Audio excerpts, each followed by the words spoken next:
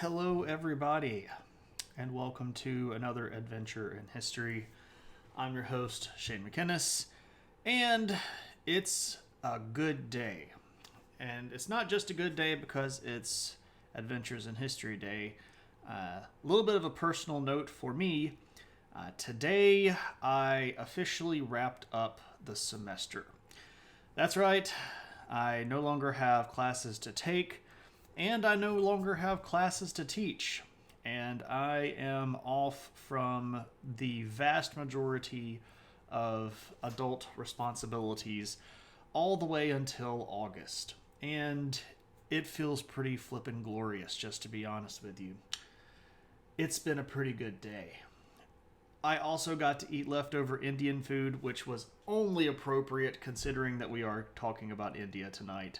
So, just on the entire sort of 360 degree scope of today, it's been a good one. And I hope you all have also had a wonderful day. And I hope that just whatever I was feeling. Oh, I'm sorry, Figment. We've sinned not even in the middle of the school year. I apologize. I didn't mean to get overly excited about that and rub it in. Yeah, that Korean school systems run oddly. When does Korean school start and end? At what points do they start and end? Also, hey, Figment, how are you? And hey, Honeycomb, good to see you in. You were in school while you were... Okay, so there we go. Okay. There's a little bit of a give and take there. All right. Well, I will not... March the 2nd to the end of December. That is very odd. But I guess leaving out the majority of winter is not such a bad idea. If you're going to have to cancel school for horrible things like, snowstorms, you may as well just not go to school during the winter. That must stink, though, for wanting to go do some sort of summer activity. They take winter snow months. Yeah. I mean, I can appreciate that. I just also would wonder... Well, this is not necessarily for me because I don't particularly care that much for the beach.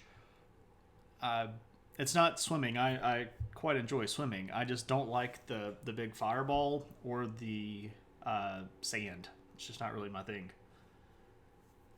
What a horrible thing, those snowstorms. Hey, Foggage, welcome. Welcome.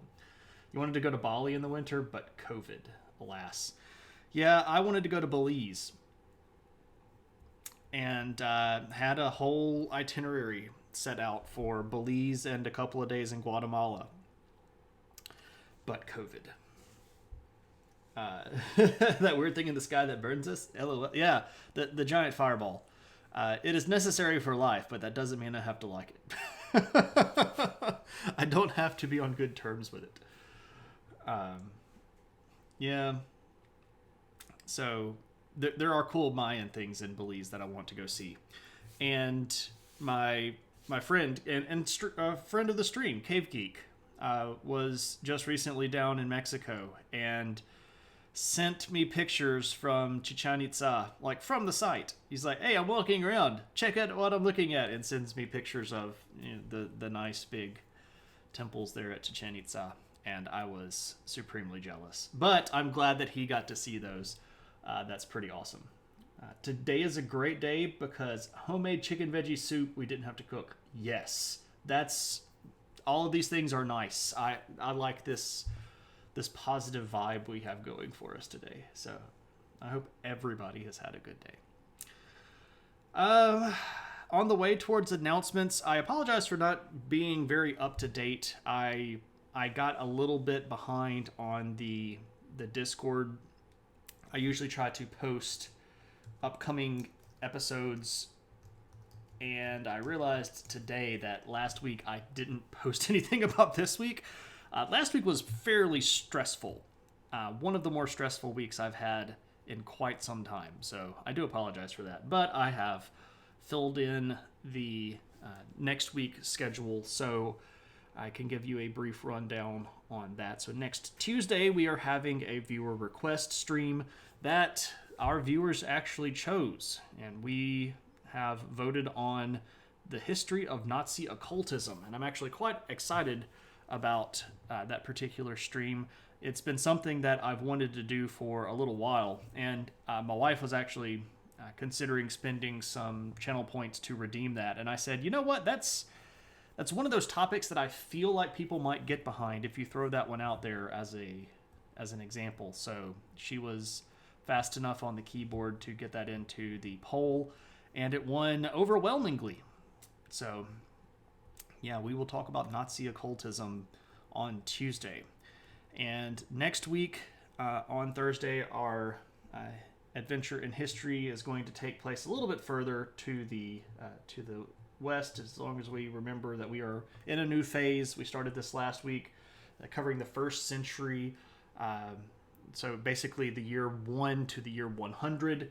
We started over here in Han Dynasty, China. Tonight we're going to cover, we're going to talk about southern India, but the situation in southern India is mostly stationary during this period of time, so we're going to spend a lot of our night talking about stuff going on here in Central Asia. And then next week we will talk about Persarmenia, the Parthians and the Kingdom of Armenia, which was becoming ever more important to international politics between the two big empires in the region, that being Rome and Parthians. So we shall cover that on Thursday next week. Which of you is the old battle axe?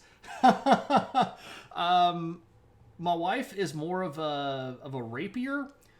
She has a very quick wit. I don't know if I would qualify her as a battle axe.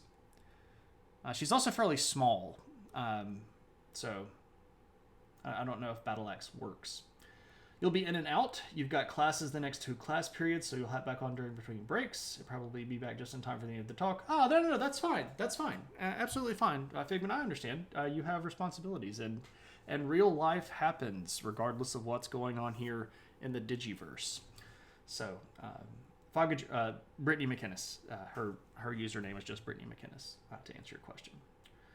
She is one of the mods. She does have a little sword by her name, too, when she talks. So you'll see her pop up with sarcastic comments or questions. Wait, how am I a rapier? You're small, you are thin, and you're really good at poking at things really, really fast, because you have a very sharp wit. It's a compliment. I wasn't trying to get at you there. Okay.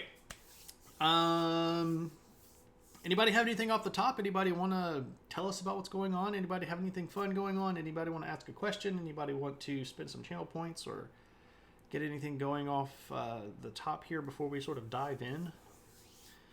As always, when we get into the AiH sword, correct.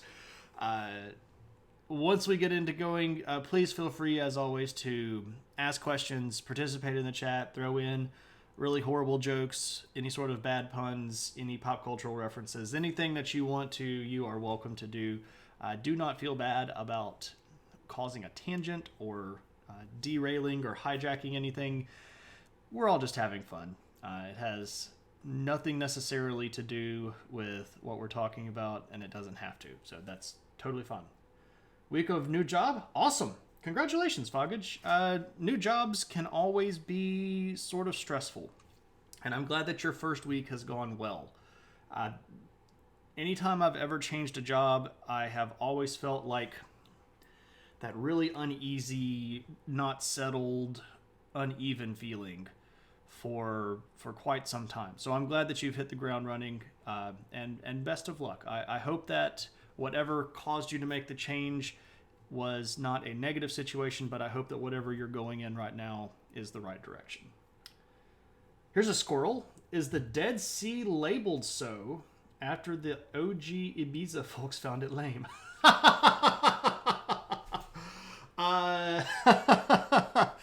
No. Well played, Techman. And welcome, my friend. No, the Dead Sea is named so because of its incredibly high alkaline and salinity content and the fact that very few things live in it. But I think you knew that. But that was a pretty good joke. All right. So let us talk India. When we last spoke about India, we had left off after a period of time called the Mahajanapada, the big kingdoms. Janapadas were these small kingdoms. So when they started clumping together to form big kingdoms, you call them Mahajanapadas, which is big kingdoms, right? And there were some of these big kingdoms starting to form here in India. And we do want to check in on them because they are still very much going strong. There are a few small new ones that we can point out, but for the most part, the status quo at the end of the sort of BC era or the CE AD era, whatever you want to call it, is going to roll over mostly the same. Now, the next time we check in on India, there's going to be some big changes and stuff moving around. But for the moment, let's go to the map. You all know I love maps. Map. Ba-dum-ba-dum. Okay, so we're still mostly looking at our two big Mahajanapadas or big empires here. We have the Satavahana Empire, which is mostly this big thing right here called the Deccan Plateau, and this region over here called the Malabar Coast. And then over here we have the Mahamegavahanas, which include a specific small group called the Kalinga. Hey, Capacitor, welcome. It is history time. You are ready. Da-da-da-da. Did Zoroaster already show up? Yes, we have spoken about Zoroaster, and there is an entire stream on Zoroastrianism, Honeycomb. If you would like to go back through the VODs, there is an episode about Zoroastrianism. Hold on, I can actually tell you exactly which episode it was. Ba-dum-ba-dum-ba-dum-dum, digging through my big old list of all the stuff. Episode 24 of Adventures in History was Zoroastrianism. So we covered the prophet of Zarathustra himself, and then we talked a lot about the particular beliefs and how it evolved a little bit over time. We talked about the Avesta. We talked about all sorts of fun stuff. So go and check that out if you are super interested. Or even if you are slightly interested, you might find out that you're super interested. Okay, so we have our Mahamegavahanas over here, which again include the Kalinga people, which were situated roughly right in here. We see our big kingdom up here of Magadha. Zarathustra, may he ever spake. Or thus spake him. And of course, down here we still have our predominantly Tamil kingdoms. The three large ones at this point had been met by several other smaller ones. But the three big Tamil kingdoms are still going to be the Cholas, the Pandyas, and the Cheras. And we're mostly going to be looking at stuff going on over here tonight. But it is important to know that this region over here, this is what we call Eastern India. Goodness, I'm looking at it backwards on my screen here because I have this flipped for some reason. Eastern India is becoming more organized. Now, I will say that this particular map irks me a little bit. Some of this stuff, like Dasama here and Nepal, are labeled as individual kingdoms, but they were at this point more likely sort of cultural regions that were not either fully independent or were not completely unified yet. So it would be more accurate to call stuff like this would be like a Nepalese region or a Dasamic region instead of calling them or labeling them as kingdoms. So there's some slight problematic issues with that map, but I think overall it's pretty fine. most of the people that would look at that map would go, that's a lot of fun stuff, and those are people, and there are things over there. But I'm a giant nerd, and I keep up with that kind of stuff. And in case it hasn't been made clear, there's not really a lot of history that I don't like. And while a lot of people, especially in what we would call Western culture, don't pay a lot of attention to India and Central Asia, I really think they're cool people and super fascinating. So I talk about this region a bit. They come up a lot. They're the crossroads, right? They're the crossroads between China and the old world, and they're really important for all of the stuff that moves through them and the stuff that they add to that stuff and how they mix that stuff. I love these border zones, and I think everybody has probably picked that up. So the situation that's going on in India, though, is mostly stable. Now, there are a couple of moves that we can talk about over the course of our first century. Again, moving from 1 to 100, the Satavahana are going to start expanding slowly but steadily. And by the time we get to the end of the 100, the first century here, the Satavahana will have most of central India. And the Mahameghavahana over here would mostly be sort of isolated back down to the Kalinga, being sort of independent here along the coastline. So the Satavahana is going to end up taking over most of this. And you go, well, why aren't we talking about then? And the answer is that it's very difficult for us to understand actually what happened in this period, because there is not a lot of primary text sources that talk about this period. The primary texts that exist are usually things that are written hundreds and hundreds of years later by people who had particular political goals and religious goals in mind. So there are two big historical traditions inside of India. You have your Brahmanic or your Hindu historical tradition, and then you have your Buddhist Hindu tradition. And both groups of people write historical accounts, but they do so from their particular perspective. And a lot of the sources that were written during the period of time that we're talking about, this first century, are not written on things that are well preserved. They're written on things like birch bark. So that the Indian people at that time didn't have good paper, which means that it's going to be very hard to get a lot of this stuff down. So a lot of the information that we have comes from inscriptions, meaning we don't necessarily know how a lot of this stuff went, right? You know, hey Martes, welcome, my friend. So when we go to see a lot of these places, you can tell that a particular king ruled here because he wrote his name on stuff. But for how long that lasted, or how he conquered them, or if it was conquering, or if they married people together, that it gets really fuzzy, and a lot of it is guesswork. And because I am not a PhD level Indian history scholar, I thought it would be best for me to sort of just give you the bare brushstroke sort of thing. Thank goodness that modern historians are 100% objective. I try to be, however, I am not. And the history profession as a field right now is absolutely not. And I'll be the first to tell you that there are a lot of modern historians that have stuff really, really wrong and look at things really, really backward. And if I say something that's stupid or backwards, you are welcome to call me on my garbage. If it's garbage, tell me it's garbage. I am always willing to learn something new, look at things from a different perspective, talk about stuff. So I know that I have biases. I try my best to leave those at the door. That's why we have the opinion hat. For those of you that do not know, we do have an opinion hat.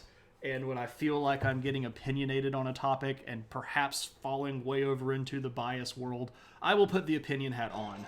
I'm Spartacus! I'm Spartacus! I'm Spartacus! I'm Spartacus! I'm Spartacus! I'm Spartacus! I'm Spartacus! I'm Spartacus! I'm Spartacus! Oh, Vern, thank you for that subscription, my friend. And you are Spartacus, and you get all of the Spartacus emotes. Oh, Spartacus. Thank you so much, Vern. Much appreciated, my friend. And welcome. I hope you're having a good day. I hope your week has gotten better from where it was last time we spoke.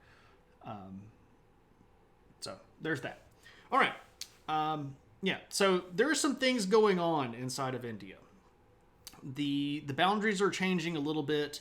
There are a lot of problems with establishing exact dynastic succession, whether or not certain kingdoms had co-rulers, which tends to be a thing that happens in some of these Indian kingdoms where a father will have multiple sons and he will sort of allow one son to sort of rule one area while the father is still alive. But of course, if that son then starts issuing coins, this messes up the lineage, and we don't know if perhaps this person ruled for the entire period of time, or perhaps if there was a civil war and a son broke away.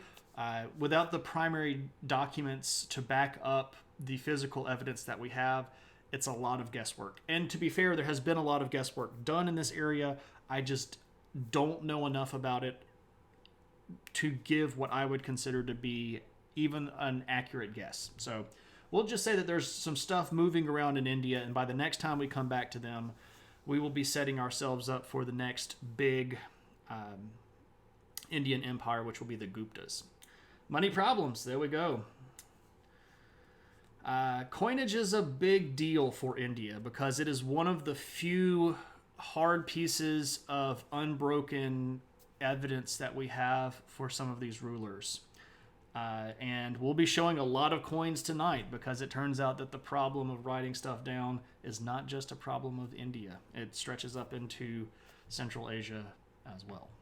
All right, so let's move a little bit further north into a region which is right around here. And if we go back to our map, you will see the Indo-Scythians. And we have mentioned these people before, but the Scythian people were originally, when we first saw them, a semi-nomadic group that had a lot of running around up here. And this is all the way back when we were talking about Persia under kings like Cyrus. And, all those people like Cambyses and all those great guys. So the Scythians had managed to make their way down into India and had established themselves a fairly sizable little state down here in this region right around here. Now, this part of what we are looking at today is actually the modern day countries of Pakistan and India. So if I put up the modern borders, we can see here that the Indus River, which is where India gets its name from, is actually over in Pakistan.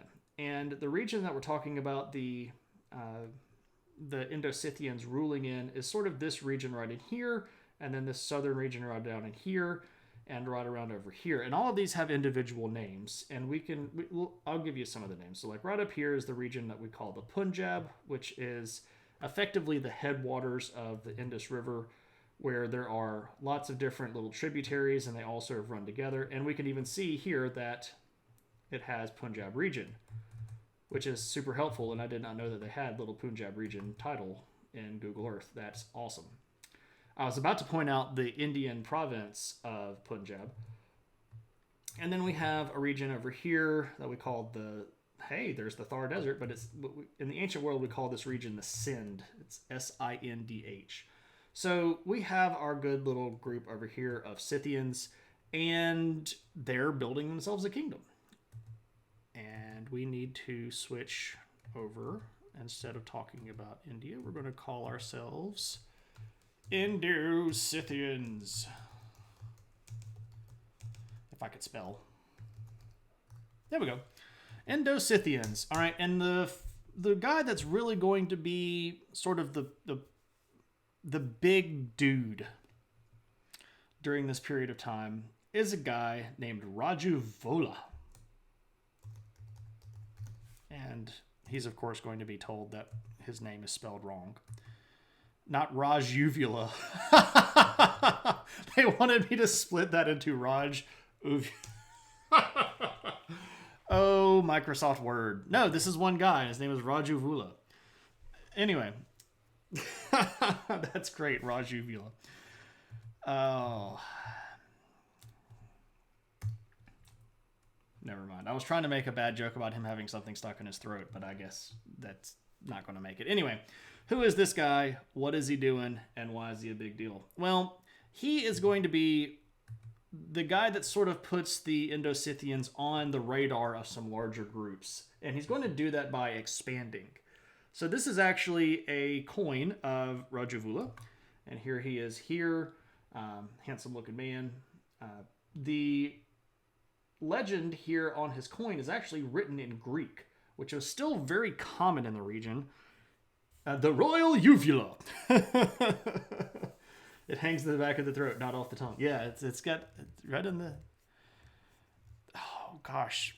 There's got to be a uvula joke in there somewhere, but I can't get at it. Anyway, Rajuvula is going to look pretty Greek when it comes to the way that he runs his country. He's going to write in Greek, and there's a pretty good chance that they even spoke Greek. But what's going to be his big deal is that he starts expanding the border of the Indo-Scythians. And he's going to conquer that Punjab region, and he's going to put an end to another kingdom called the Indo-Greek kingdom, which we have talked about previously. They were the leftovers of the Greco-Bactrians. And I know that I'm throwing a lot of names out here, and you don't have to know who all these people are. Just know that Rajuvula is sort of kicking rear end and taking names. And he is going to effectively condense the solidify. There's the word I'm looking for. He's going to solidify the Indo-Scythian hold on this region. And there is a pretty big city called Mathura that he ends up taking. Mathura was one of the larger cities, and it's still a pretty big city. The hyphenated period. It is in the Uttar Pradesh, which is in Indian. It is Uttar Pradesh is an upper province. So here's Mathura today, up here in the northern part of India. Zoom out. So from over in here, he's going to conquer the Punjab region and then all the way over into here. So he is enlarging his boundaries. But that is putting him on the radar, right? Are the Greco-Bactrians related to the camels? So Bactria itself is a region, and it's set right about in here. And that is where the camels come from. So Bactrian camels are the ones with two humps, and they come from this region right around in here. Now there's another region called Sogdiana, and we can talk about the Tocharians who are over here. There are lots of little zones in this area, but roughly right around in here is where Bactria is. And the Greco-Bactrians were left over from Greek people who used to be part of Alexander the Great's empire. And when he died, it sort of splintered, and his generals fought over the remains. And some of the people that were kind of border governors over here were like, we should just make our own kingdom. And so they did. And it was called Greco-Bactria, and it lasted for about 300 years before it collapsed about 135 AD to the 135 BC to the UAG. But I have a weird brain, and I can keep all that stuff going on up here. You don't have to know all that stuff. But if you're interested, the Greco-Bactrians, they are spelled Greco-Bactria. Greco-Bactrians, if you want to throw that into the old Wikipedia.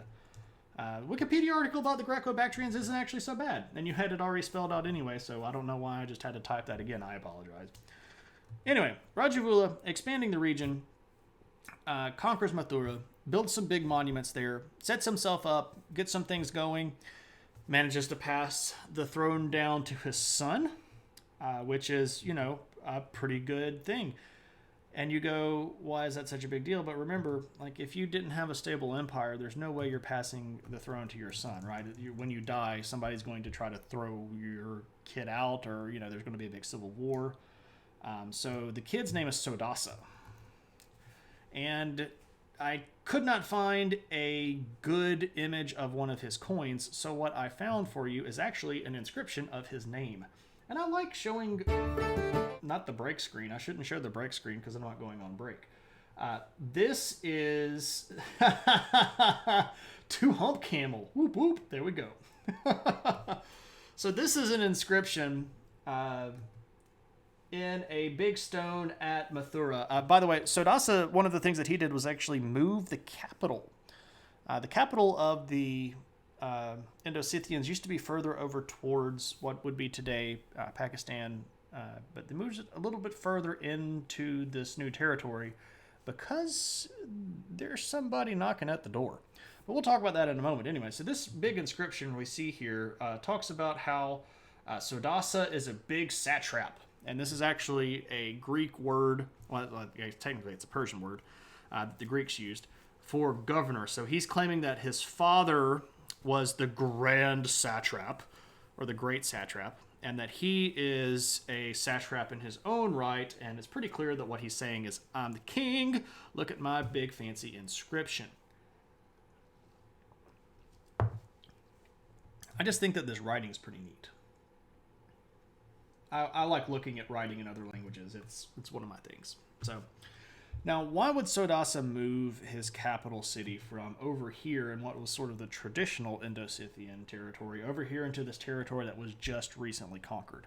Now, part of the reason is because Mathura was a pretty big city and was really important to a lot of places, or to a lot of people, because it had a lot of important shrines.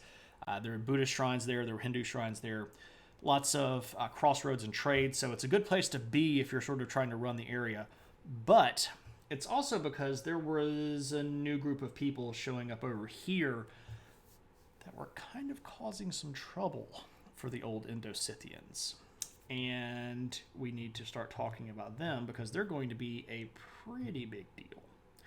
And in fact, Sodasa is the last identifiable independent Indo-Scythian king. And you go, well, what happened to them? Well, they got beaten. They got conquered by another group of people, and they're called the Indo-Parthians. And you're like, but how many Indos are there going to be?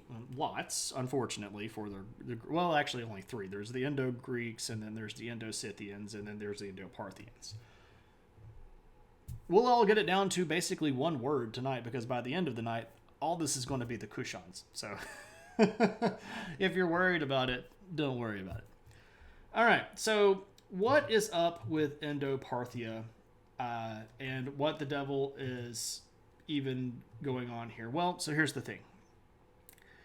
We all know, or maybe you don't know, and that's okay if you don't know, but there was a big empire over here called the Parthian Empire, and it had taken over from the old Achaemenid Persian Empire, and things had been going pretty good for the Parthians. But this region over here had never really been firmly in their control.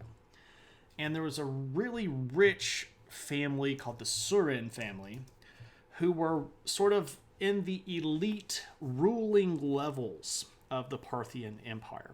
And the way that the Parthians sort of did stuff is a little bit, well, let's just say that there are people that say that the Parthian Empire was some big monolithic structure, that the emperor ruled everything, that there was a lot of power, it was really centralized.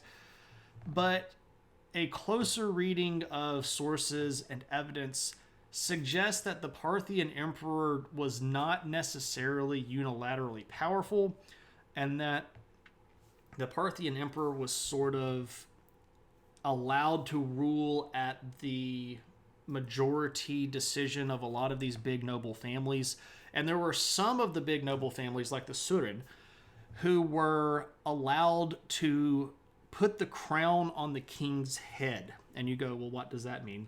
Well, I mean, symbols here are actually really important, because if I'm the guy that is putting the crown on the head of the emperor, doesn't that mean that I am bestowing the authority upon him? And it also begs the question, could I then take the crown off of the emperor? I put it there, can I take it back?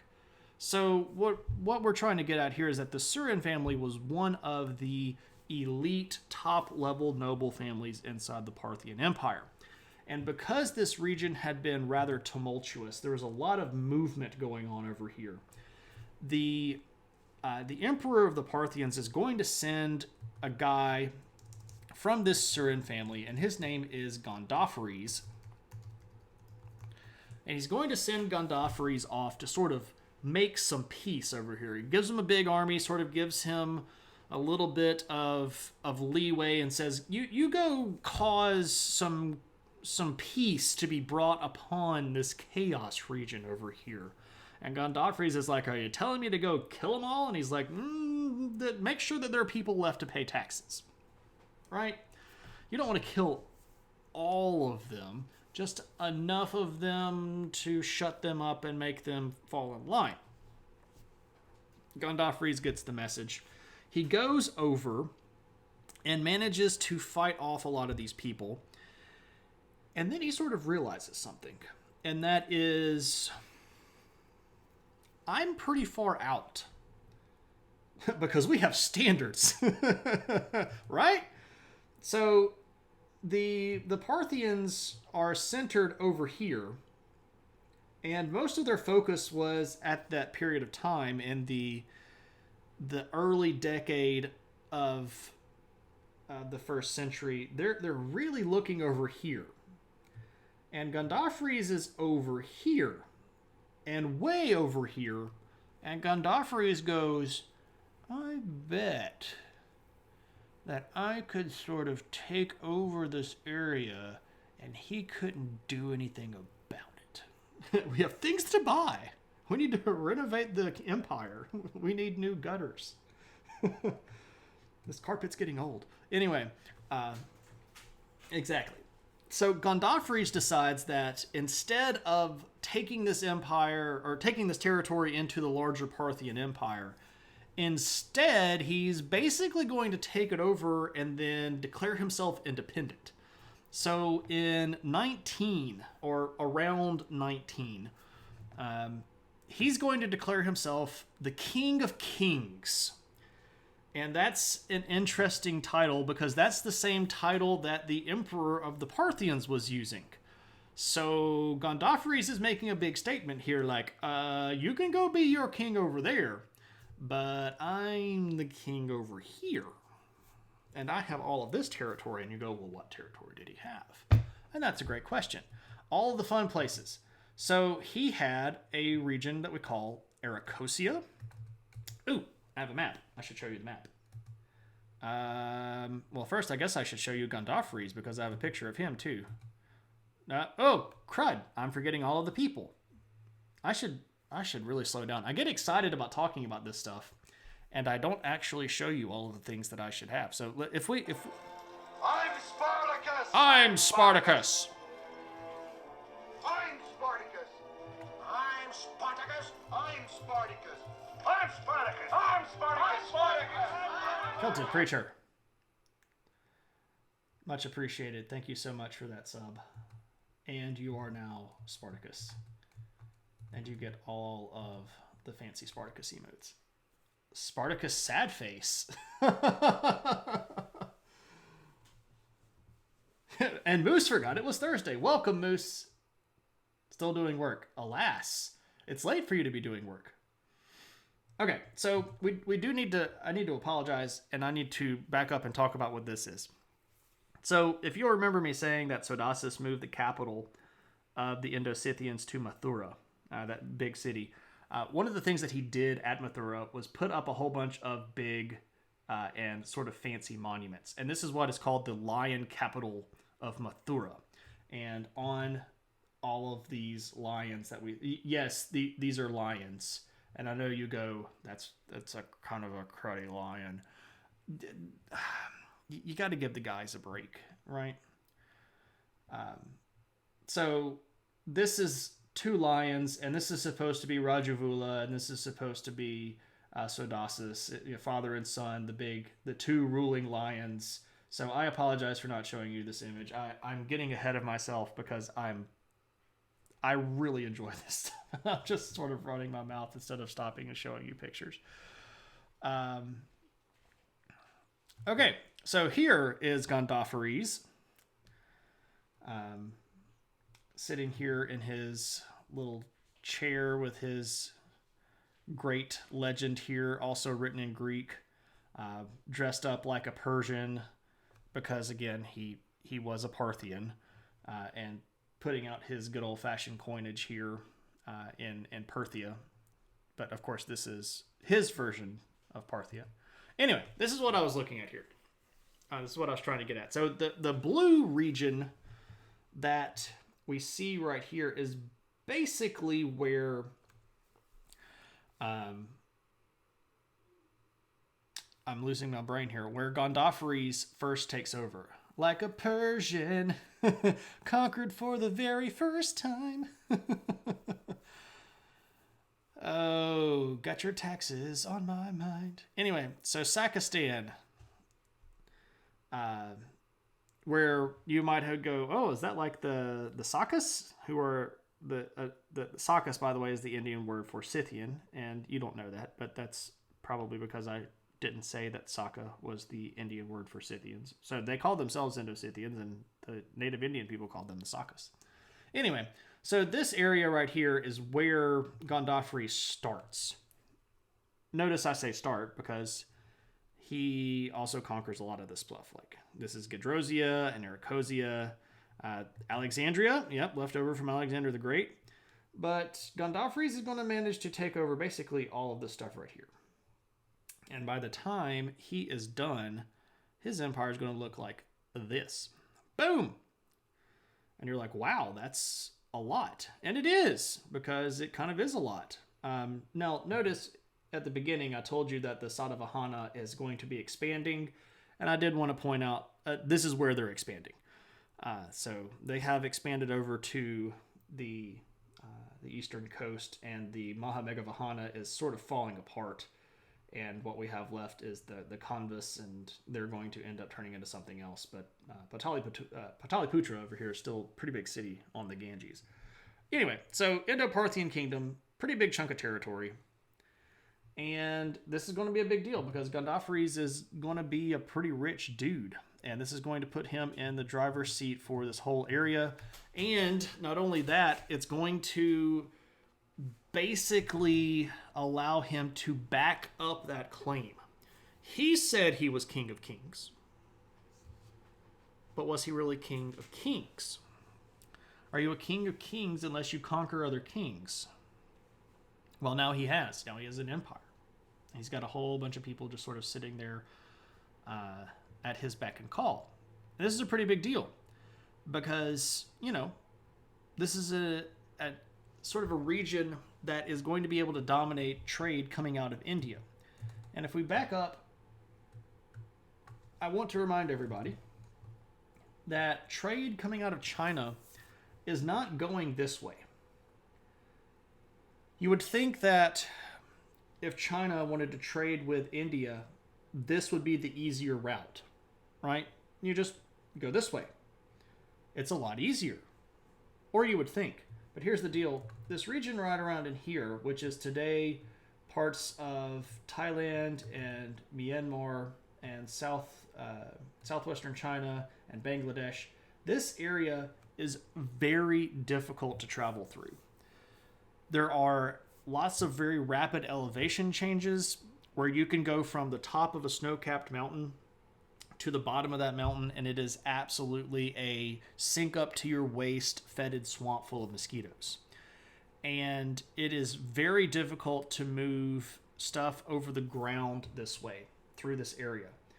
And that is going to act as a natural boundary for a lot of time. And it's not really until about the Tang Dynasty of China in the 600s to 700s that they even start building or start establishing sea routes that go around this area to India. Summon the opinion hat!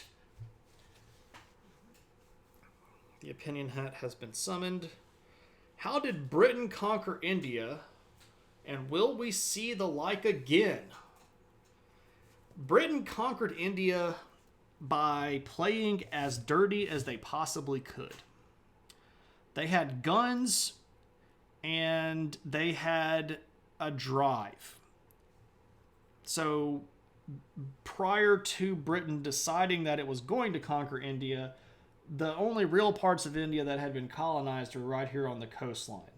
You had the Malabar Coast colonies, and you had some colonies over here, and that's really pretty much it. And these were broken down between the Portuguese, the Dutch, the British, and the French. A little bit of Spanish, but not for too terribly long.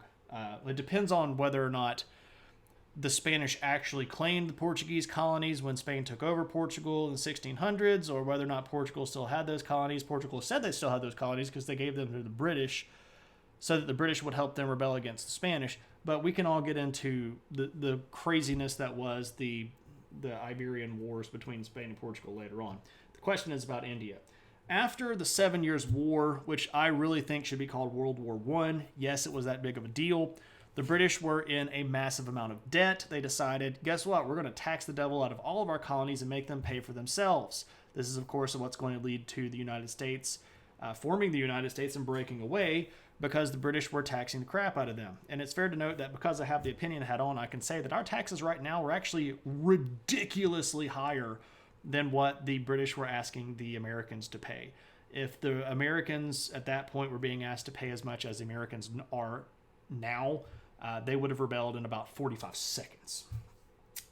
Anyway, the North American colonies took exception to that. Yeah, right. This sounds like American colonies so far. Right, coastal colonies, exactly. It's the same sort of methodology because the internal part of India was full of the Mughal Empire. The Mughal Empire at the time was one of the most powerful, if not the most powerful, empires on Earth. It had fallen on some fairly hard times, but if we backed up to the 1600s, the Mughal Empire was the richest country on the face of the earth. And something like half the dollars spent on Earth either came through or came into the Mughal Empire because it sat between African ends and Eastern Asian or Western Asian ends of the Silk Road and China. So, boom. India was the stuff. However, all of that brought in a lot of corruption, and the Mughal Empire had started falling on hard times because of the central authority being weak and the regional areas called Nabobs being particularly powerful. That word is N-A-B-O-B. Nabob is how you pronounce it. These were big land-owning nobles that were perfectly willing to do side deals with people like the British. When the British lost the American colonies, they had to find something to fill in the pocketbook. So they go, India, you're it. And they literally took people from America, loaded them up on boats, and floated them over to India. Basically gave them to the British East India Corporation and said, run this bunch of people out. And then they did. The guy that was in charge for a long time was a guy named Robert Clive, who was an absolute monster, and basically decided that he was going to be a noble all to himself. And if he had to kill tens of thousands of native Indians to do it, so be the deal. And that's pretty much what he did. The British didn't really care very much for the native people. All they wanted was money. And they beat the junk out of them. And they played them against themselves to the point that they were weak. And then when they were weak, the British came in with a whole bunch of guns and blew them up.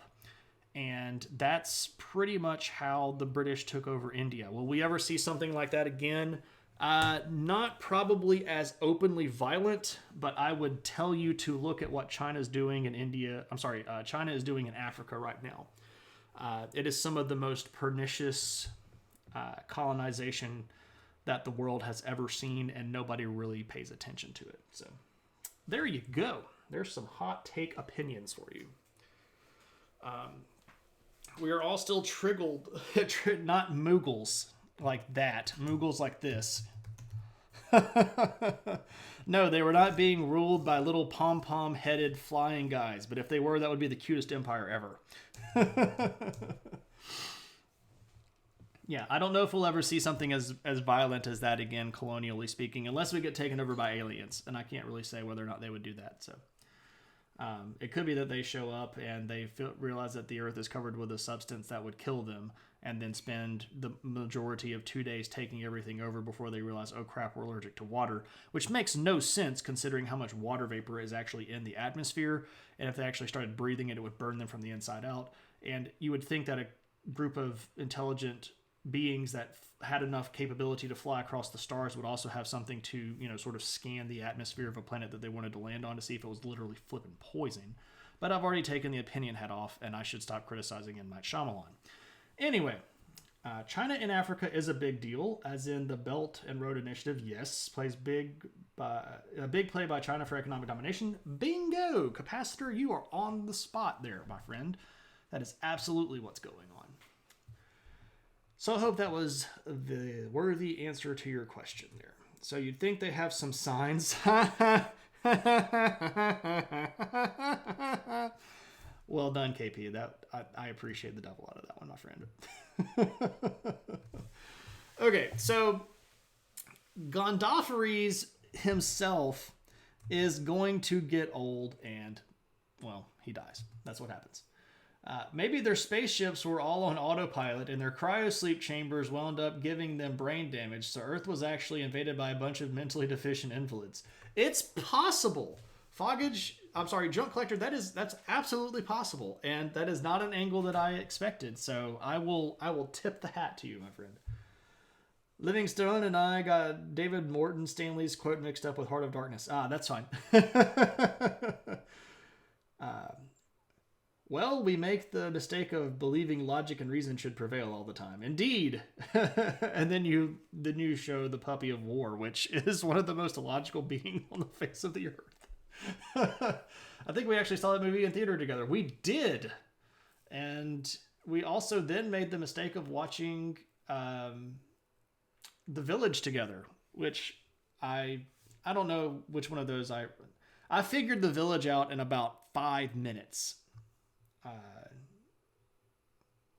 Anyway. Oh, fun times. So Gondophares dies, and here's the thing about the Indo-Parthians after Gondophares dies. We don't really know exactly what happens, because several rulers seem to pop up at the same time.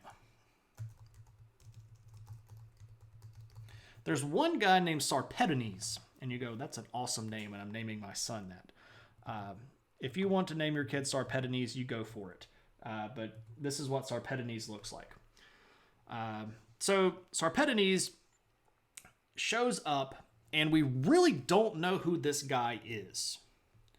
Now, some people go, oh, well, this is pretty clearly Gondophares' son, because he's going to rule in Sakistan, which is sort of the original kind of homeland of the Indo-Parthians, but we don't know.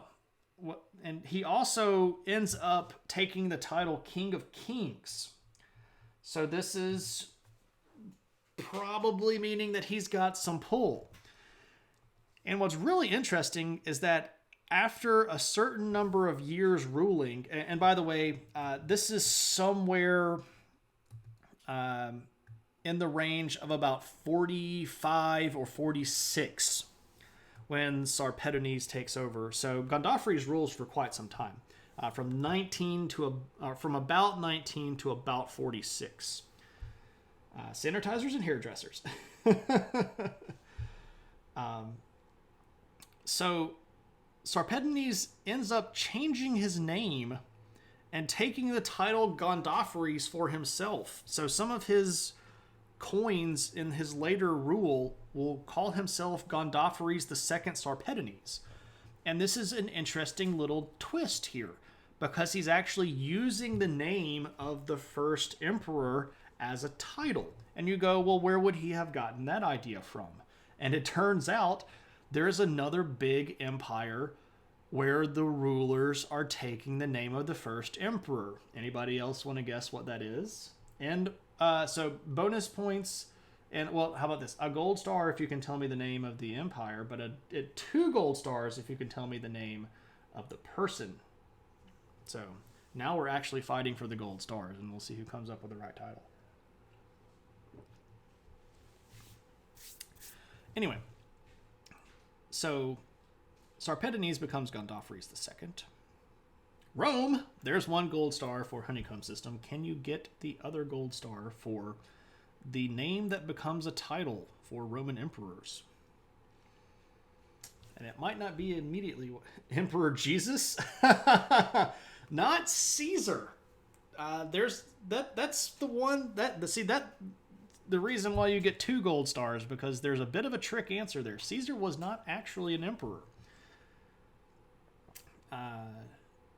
I won't say what it is in case somebody else can come up with it, but you've got your field narrowed down now. Something like Kaiser. Hey Tyses, welcome. Czar, it's okay. Well, no, do I want to say it? Because if I say it, I'm going to take 2 gold stars away from somebody. Octavian, not. KP, are you doing that to be persnickety? It is Octavian, but it's Octavian's title that makes it important. That becomes the title for emperors. Maybe. Augustus. So after Caesar, after Julius Caesar dies, Augustus is actually the first emperor. And after Augustus dies, later Roman emperors start using the title Augustus, because Augustus isn't actually his name, it's his title. So Augustus becomes the new sort of honorific title that signifies a ruling emperor of Rome. The Regus after Regus Philbin. So Sarpedonese takes on Gondophares as an honorific. Regina after Spectre. Oh man, I love Regina Spector's music. Such a great voice. And I love voice and piano mixes. And man, Regina Spector is good stuff. If you don't listen to Regina Spector's music, you're missing out. It's really good. And now I have Regina Spector stuck in my head. Imperator. Imperator is actually not a title for an emperor. That was a title, it was a power, rather, that came with certain titles. Imperator comes from the word imperium. Imperium in Rome was the power to make life and death decisions.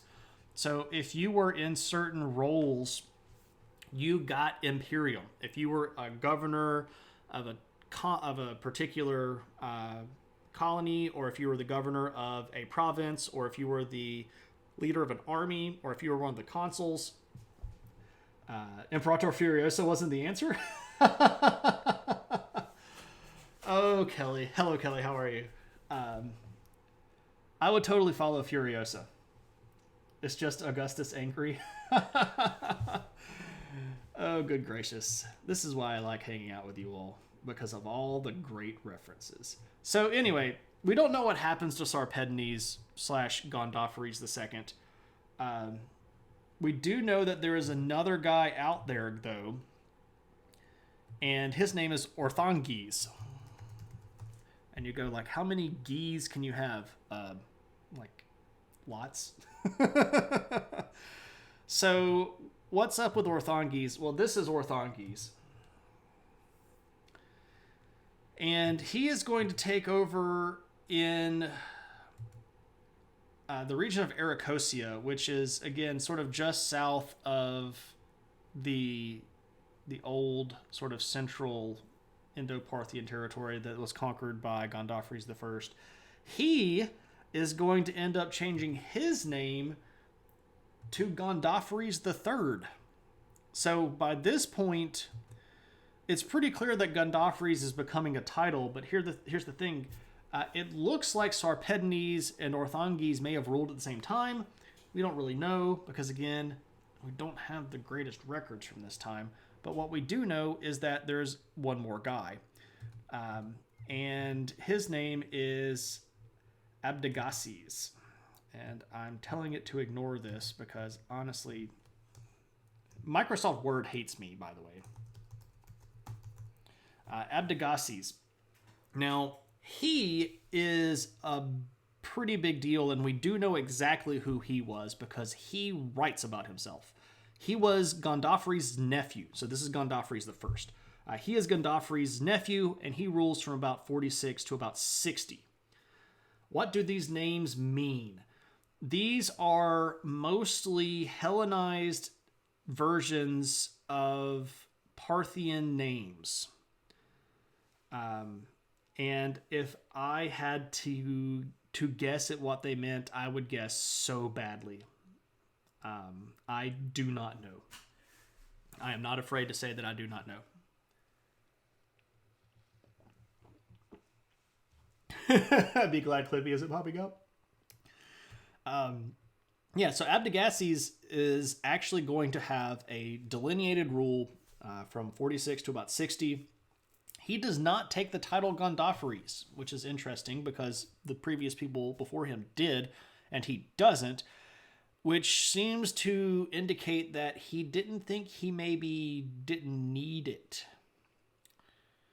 And Abdagasis might have actually been involved in some of the wider political dealings that were going on in the rest of the Parthian Empire, because let's not forget that even though these guys are ruling over here, the Parthian Empire over here is still going on. And these rulers are still part of that Surin family, which are some of the highest high nobles in Parthia. So Abdagasis might have been playing some Parthian politics while he was ruling in his area. There's a little bit of stuff going on with a Parthian emperor around this time, a guy named Artabanus, who we'll talk about next week if you're going to come by.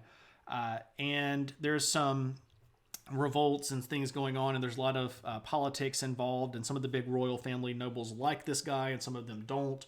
And Abdagasis might have been in the middle of that. But it looks like this guy was fairly stable, except for the fact that his territory is shrinking. And he's really only going to have sort of this southern region right down in here. Is it weird I miss Clippy, despite never wanting him around when he was there?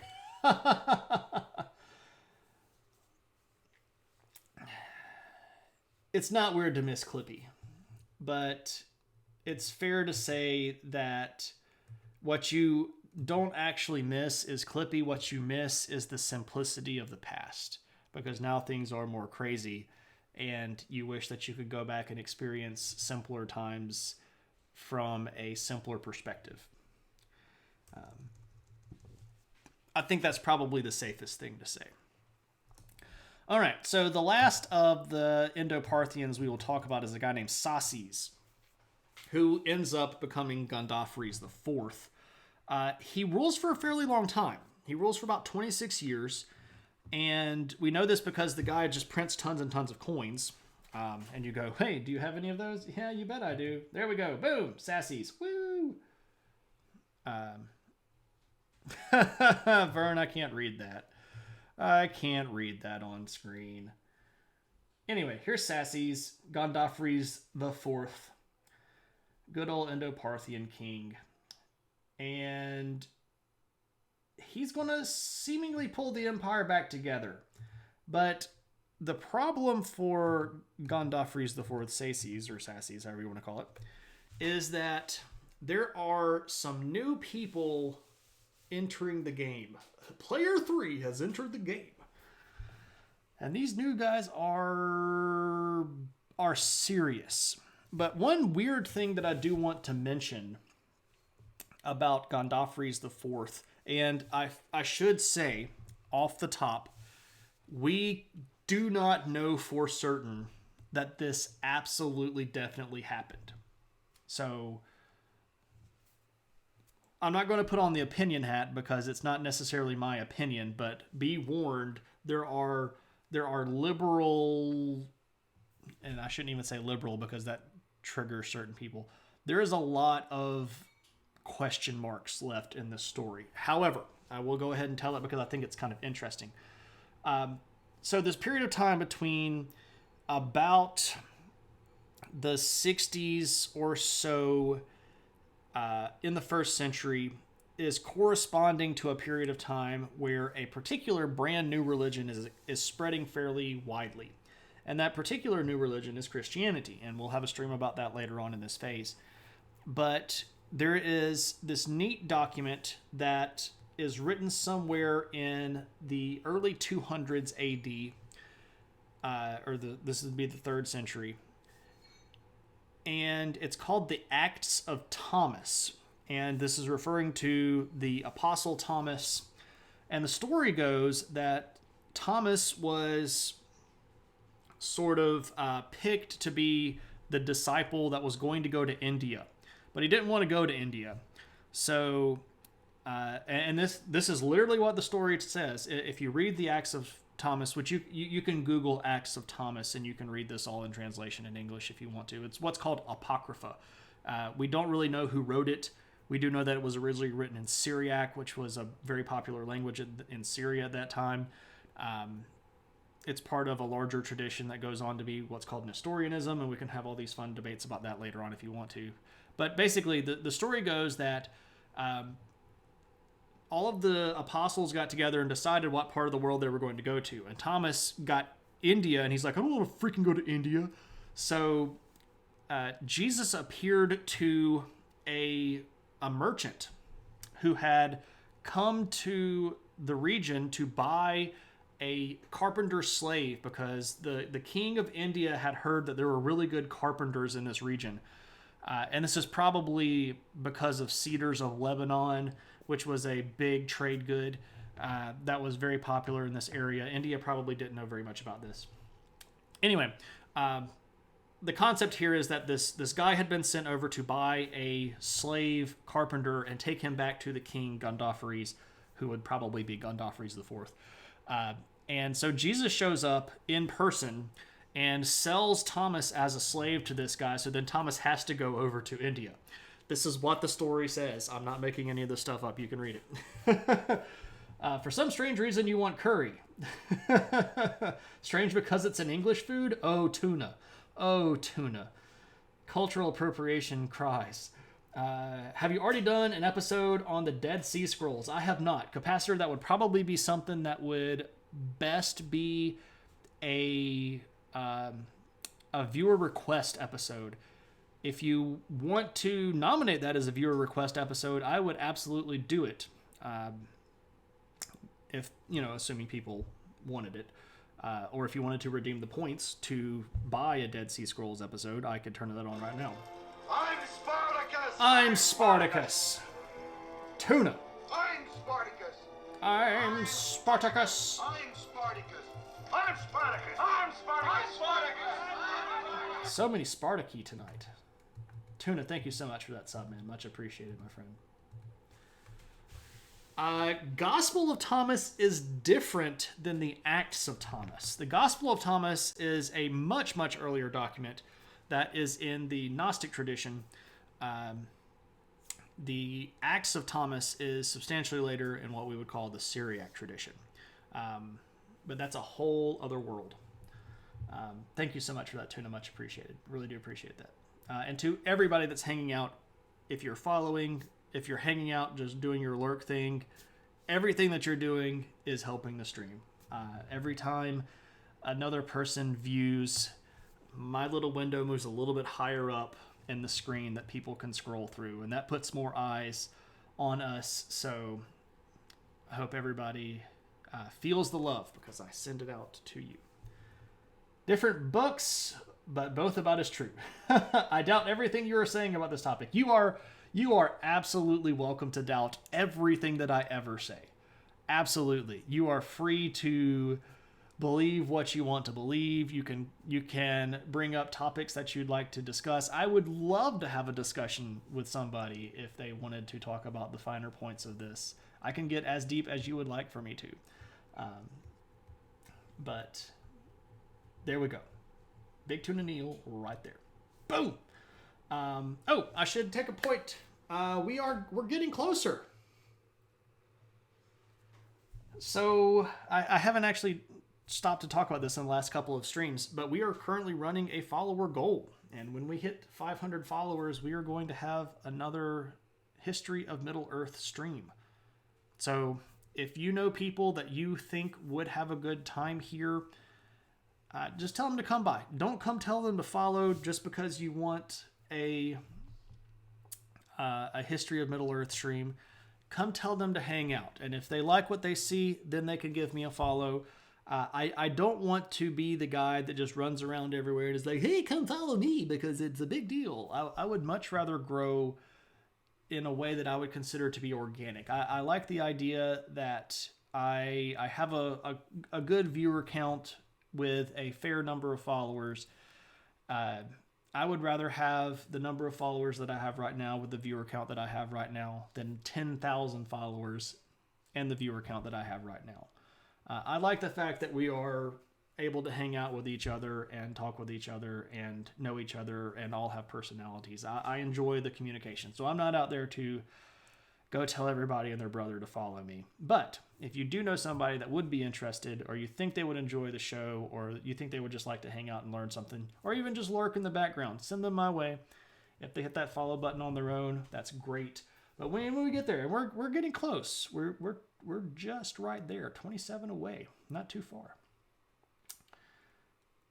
I'll tell you to make them come follow. I scratched into the bathroom wall. Come to Shane's stream for a good time. But the baby named Simon fall out of favor once the future apostle was renamed Peter. Oh, see, that's the thing. That Petros was already kind of a thing because, I mean, the Greeks had been around for a while. Oh, I can't read that on stream. Well played, my dear. Well played. And hey, Kyle. Welcome, my friend. Welcome. What's funny is that one of the most popular names in the biblical period, if you go to, if you look at tombstones from the region that had a particularly high level of Jewish population, there were two really, really popular names. One of them was Judas, and one of them was Jesus. Jesus is actually what we say as Jesus is a transliterated version of the Greek word that was the original Hebrew word for Joshua. So Jesus probably, like, if you walked up in the ancient world to a guy that was named Jesus and said, "Hey, Jesus," he'd look at you like you were an idiot because they didn't actually call themselves Jesus. That way. So anyway, but there were lots of Jesuses and Judases out there, lots of them. Anyway, so the story goes that Thomas ends up getting over to see Gondophares, and the story goes that he actually went to Taxilia, which was the capital of the Indo-Parthian kingdom at that time, and supposedly converted not only Gondophares, but much of the Indo-Parthian nobility, and then moved further down the coastline into what was the Malbara coast, this region right down in here, and established yet another big set of churches. And there are still people inside India today that call themselves the St. Thomas Christians. That goes all the way back to this particular story. Fun note, this story in the Acts of Thomas was widely panned by most biblical scholars for about 300 years during the growth of source criticism during the 1718 and early 1900s. But then we started digging up stuff with coins with people's named Gondophares, and those people sort of had to eat their hats a little bit because it turns out that there was a kingdom and there was a big powerful king named Gondophares, and he was at Taxilia, and it turns out that there might be more validity to the story than a lot of people wanted to admit, and then they're like, "I don't think that's real anyways." And you know how it goes. Judas was an honorable name. It was. Christ was a title. It was. This stream has been rated R because of adult humor. Only in the chat. I don't say it out loud. You were named after Judah, one of the sons of Jacob. There we go. When I was a younger person and wrote stories in my head, there was this weird kid named Josh who was actually an incarnation of you-know-who. Josh the Christ. Sounds like an influencer. Hi, I'm Josh the Christ. I've got 45,000 Instagram followers, and today on my TikTok, I'm going to, I don't know, what do TikTok people do? Do a funny dance on water. I don't know where I was going with that. I don't TikTok. I'm not hip enough to TikTok. Jesus dance. Josh the Christ does sound like some internet influencer, though. All right, let's move on. Gundafres the Fourth says, you get beaten because there's another group of people coming down the pipe, and they are called the Kushans. And why did I switch to that? Kushans. Kushan Empire. How do you think that's wrong? Anyway. So, who are these people? Well, here's the thing. They had been a few different groups of people moving in a few different ways. So, we need to back up just a wee bit, and let me explain how changes in one region make things happen in other areas. Sounds comfy. The pun on Kushan and cushion was actually a potential title for the stream tonight, but I decided to nix it because this stream is rated for general audiences. Anyway, so here's how this whole thing gets started. If we look over here in China, in the 200s BC, the Han Dynasty united China and started pushing northward up into this region. Well, chat does save to the VOD. So we can, I mean, you can type it if you want to, but I'm not going to say it. Anyway, so there was a group of people up here, and they were still around during this period of time, by the way. We talked about them last week. They're called the Xiongnu. So China unifies after the Warring States period and Shi Huangdi and pushes up here into Xiongnu territory. So that means, well, the Xiongnu end up moving over this way. Well, it turns out that there were people there already. And those people were Tocharians. And so then those people moved down over here and ran into another group who were sort of Iranians. And they made a group together called the AiH. And we've talked about the AiH before. And I know it looks like UZ, but that's not how it's AiH. Or AiH even. So that group, being, sort of displaced, then moved down into here. And this is in the middle 2nd century BC. No, AiH. This region was home to the Greco-Bactrians and some Scythians who get pushed down into India. That's where the Indo-Scythians come from. But the AiH had sat themselves basically right in here, in that old Sogdiana, Bactria region, and had sort of been a disparate group of multiple ethnic tribes. OG. The AiH OG. OMG. Anyway. So, the AiH were, well, and we actually do have a lot of good sources about the AiH because the Chinese wrote a lot of this stuff down. And contemporary wrote a lot of this stuff down. So, Friends, Romans, countrymen, lend me your ears. I come to bury Caesar, not to praise him. why would you praise Caesar anyway? He's trying to take over the whole empire. He's trying to turn himself into a king. That guy, Caesar. Ugh. Anyway, what's up? Welcome, DJ Cognac. How's it going? Okie doke. So the Chinese sources tell us that the AiH had 5 separate tribes, and that they had taken over the Greeks, who are the Greco-Bactrians, which they did. This is in 135. Lin Shen Yo here. You can have it if you want. Oh, there's actually a little ear mote. Ear emoji? I don't know. I was trying to make something out of that. Anyway, so infrastructure was better under Caesar. What did the Romans ever give to us? What they ever do for us anyway? Yeah, roads, sanitation, safety. Caesar kept taxes so low, we all got paid. If you were in Rome, you got paid. You got paid a little bit when he died. But that's a whole other thing. Anyway, so for a while, for about 100 or so years, the UAG sort of just chilled out, did their own thing. They weren't necessarily organized or moving together in one particular way.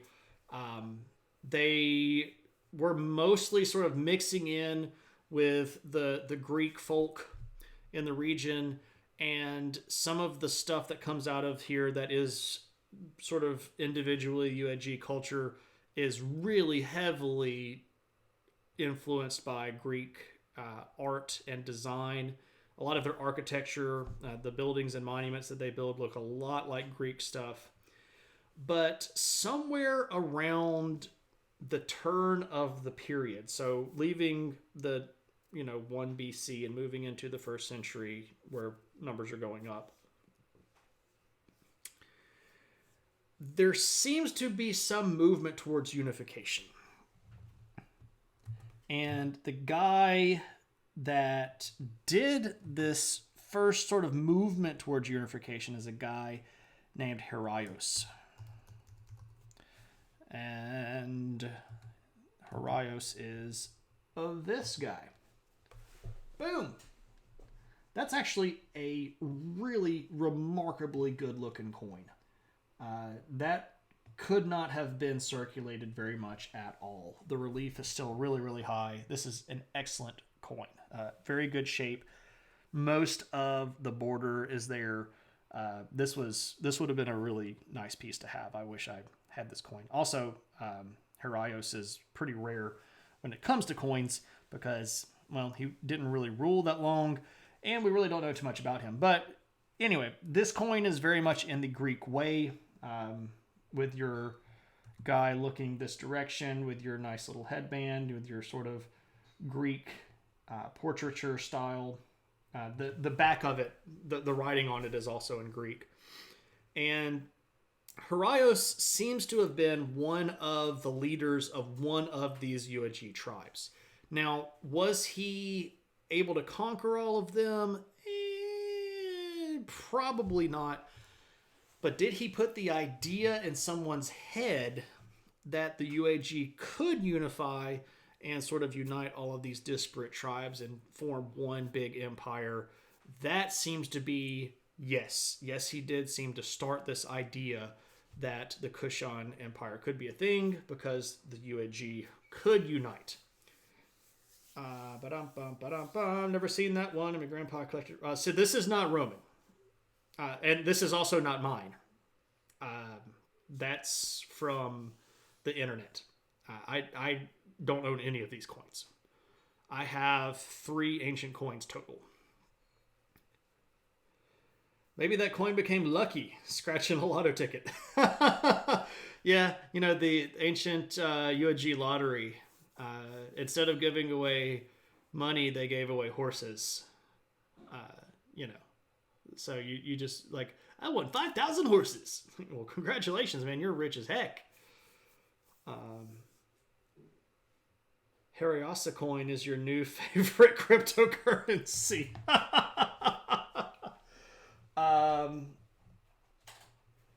What's really funny is that Doge being a joke, like haha Dogecoin. Doge is actually a title. The ruler of the city-state of Venice had the title Doge. So every time I hear Dogecoin, I'm like, the Venetians made cryptocurrency? I think he had every Byzantine emperor coin except 2, but don't know how accurate that is. That's a lot. That's a lot of Byzantine coins because there were a lot of Byzantine emperors. Their version of Oprah was giving out elephants. And you get an elephant! And you give an elephant! Wow, such title. Much power. Very ruling. That's good, Tyson.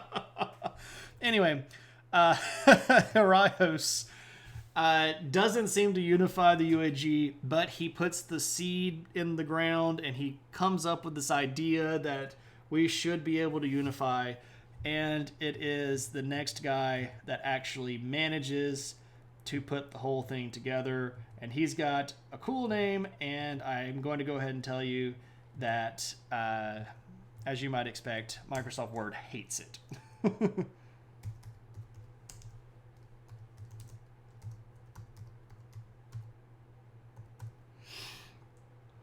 Yes.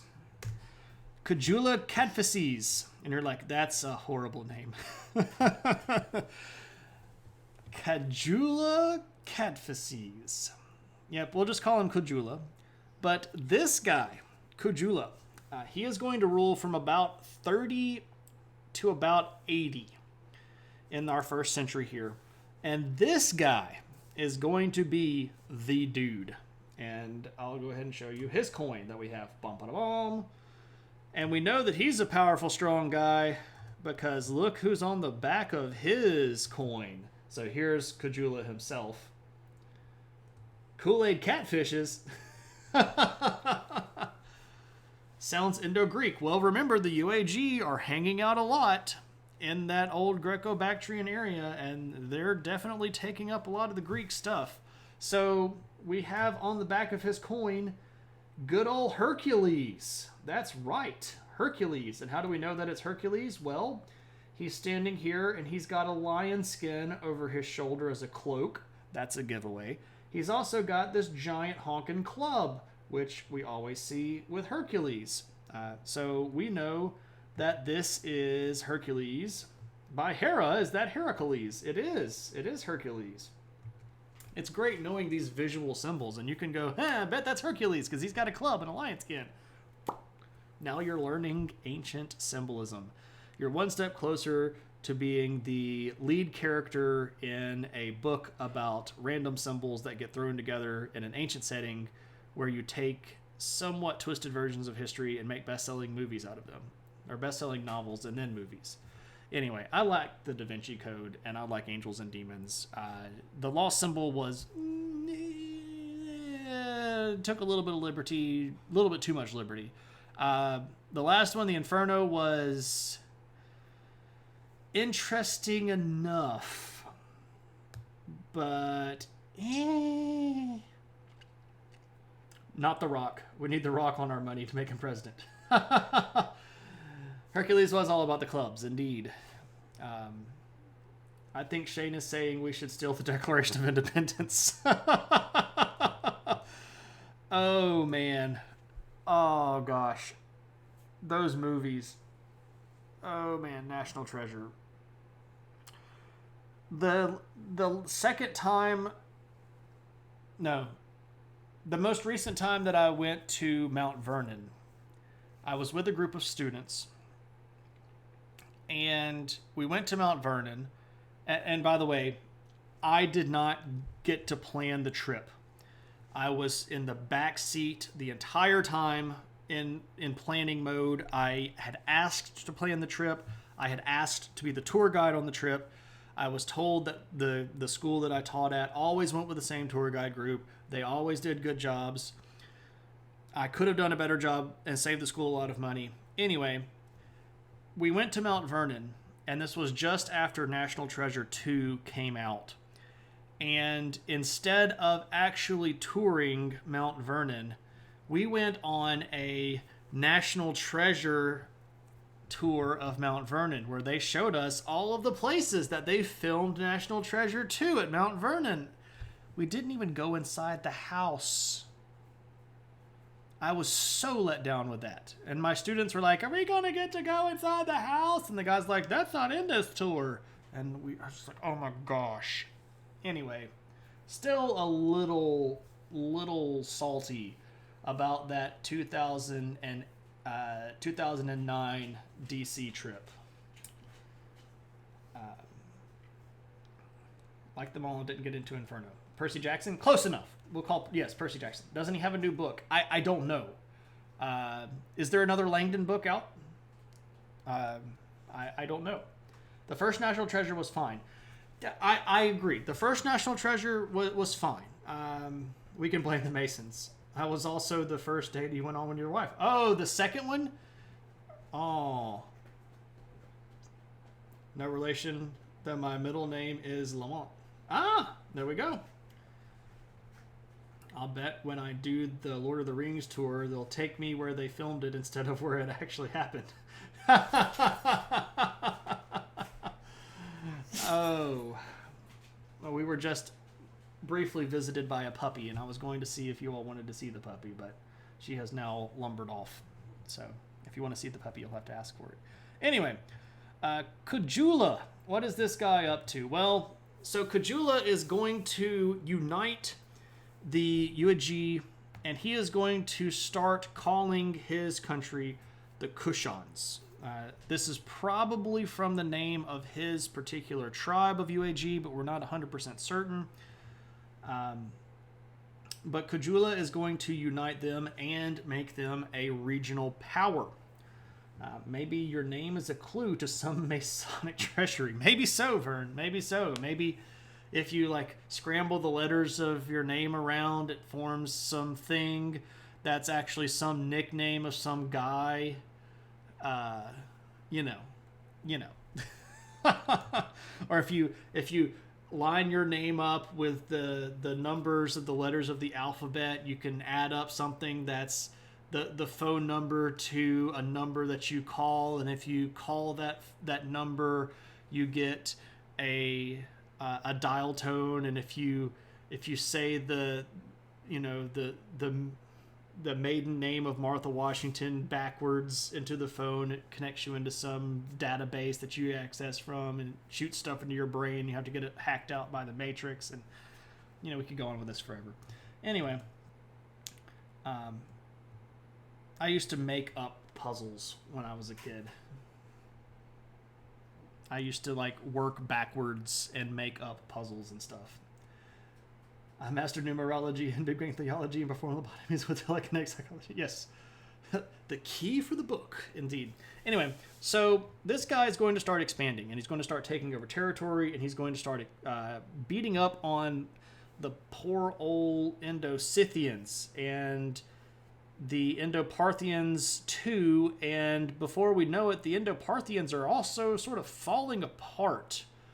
And the only part of the Indo-Parthian territory that they don't manage to take over is that old region of Sakistan, which is sort of the first area that they had taken over when Gondophares first moved in. I hear dolphins are good at brain hacking. Is that Echo the dolphin? Or is that the dolphin from, what was it, Sea-Lab? No, not Sea-Lab. Gosh, what was that show where they had the talking dolphin? Sequest. Oh, Sequest. That show was so great until they decided to not make it up. Johnny Mnemonic, that's where I was going, but I was doing Johnny Mnemonic plus the Matrix all in same thing because Keanu Reeves. Yeah. Ixnay on the Alifrean game. And then Doctor Who shows up. You meant the dolphin from Johnny Mnemonic. No, I was talking about... so now I know what you're talking about, but I was talking about the talking dolphin from Sequest that they had that ended up being able to talk to aliens. And also being somewhat psychic. All of the pop culture tonight. All of it. Alrighty. So, Kujula also reigned for 50 years. And the whole time this guy's reigning, he's also conquering. So let me show you his territory. You really wanted to be the main kid from Sequest? I did too. You like the whales? Okay, so what we're looking at here is sort of a map of everything, and you'll note that it says 2nd century, but that's basically at the end of where we are, because the end of the 1st century is, guess what, the 2nd century. But we see here that the Kushan Empire has taken over a big old chunk of territory, and now there's this little corner down here that's still being held by the Indo-Parthians, but mostly they are sort of out of the question. But note, the Kushan Empire here is bigger than the Parthian Empire. And you're like, what's going on with Parthia? You thought Parthia was supposed to be the big deal. Well, it turns out that this territory has all of the money. Because during this period, the Han Empire has reestablished their end of the Silk Road. And if you were with us last week, you will know that there were 3 really good, peace-loving, stabilizing emperors of the Han dynasty after some turmoil, and they really fixed the economy. They got trade going back again, and the Kushan Empire is sitting right between the Chinese and the Parthians and the Romans on the other side. And anything that moves through their territory is going to be something that gets taxed. So they are literally the ultimate middlemen in the global trade network. And that is going to make them fabulously wealthy. So much so that even Chinese sources say, and at this point, the UAG become fabulously wealthy. Because guess what? They're controlling all of the trade. Meanwhile, in the Kushan Empire, Darwin the dolphin must have been able to talk to Bruce the shark. I don't get the Bruce the shark reference, KP. I'm going to have to give up nerd credit on that one. I apologize. Parthia was not paying their cartographers well enough. The problem was that they probably didn't have cartographers. They had some guys that knew about trade, and they're like, can you draw me a map? And they're like, yeah. So, Bruce and Finding Nemo. Okay, see, here's the thing. I've seen Finding Nemo once. And I really wasn't paying too much attention to it when I watched it. And I don't really remember a lot of it. So, there's that. Bruce was the name of the animatronic shark in Jaws. Okay, it seems like I had heard that somewhere, but that did not cogitate in a straight line for me.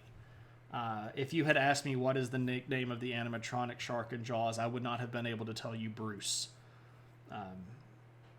But it seems like I might have heard that before. I wonder if Bruce in Finding Nemo was named after Bruce in the animatronic. Nemo's Bruce was an homage to that. Yes, so you already answered my question. There we are. Okay, so now we have the whole arc, and the circle is completed.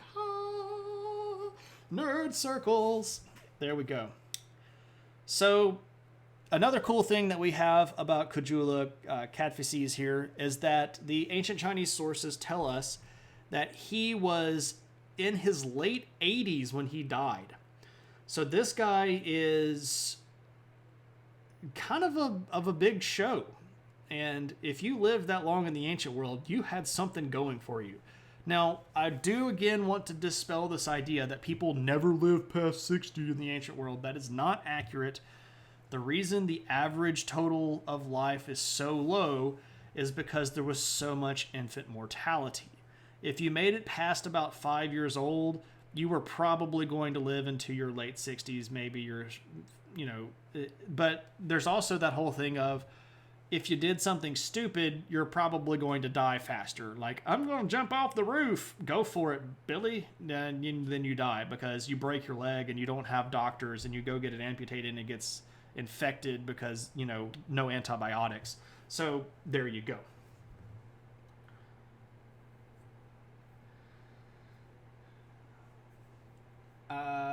Do I get the connection from Darwin the dolphin and Bruce? I don't. I don't know where I'm looking for.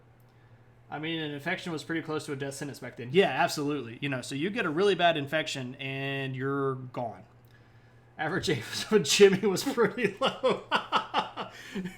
Hey, Jimmy, is this poison? I don't know. I'll eat it, though. Go for it. Roy Schneider. That's it. Yeah. He was, wasn't he? I missed that one. KP, you are on fire today, man. You are on fire. Well done, sir. You get 2 gold stars. Baby's ruining the curve. Them an inevitable betrayal. Curse your sudden but inevitable betrayal. I will have you all know that earlier in the day, Mac in a lab coat, one of our mods, and KP and I were having a discussion that I can only describe as uber nerd. It was absolutely deep in the levels of nerddom, and it was great. And we were all coming out with some good stuff, and KP had some really good funny additions, and Mac had some really good funny additions. It was a good talk. You stumped the Shane. Yeah, I mean, I'll give you that one. It happens. Mac won that one. Mac did win the earlier conversation. Mac gets 2 gold stars for the earlier conversation. Anyway, so Kujula Cadvases lives for a long time, but then, of course, he does die, and that's what happens when you get old. It just so happens that this guy got real old. So when he dies, he passes the throne to his son, and his son's name is Vima Taktu, and we have finally, at the end of our discussion, reached our title for the night, which is Livin La Vima Loca, because Vima Taktu is going to get a bit of a big idea in his head, and he's going to maybe cause a little bit of trouble down the road. Silly mortal. Did the Holy Grail of Nerddom manifest? It was pretty close, Verd. There was a lot of really deep, like 4th level nerd stuff. We needed 6 more servants to summon the Grail. Okay, Vima Taktu. Let me show you Vima Taktu.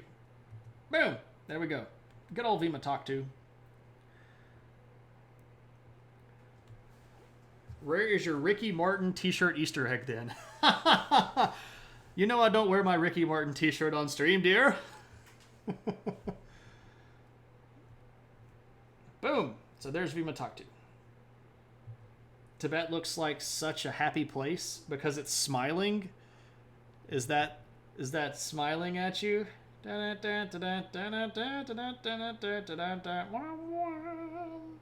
Is he pointing at his nose? No. He's holding a spear. Let me zoom in on the image here. So he is holding the... I guess that could technically be a scepter. Given the fact that he is arrayed here like Helios or probably Mithra, I will say that this is likely a scepter instead of a spear.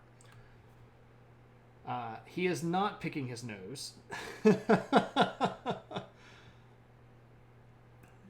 But we do see here horses because, again, these people are horse people, and horses are the big deal.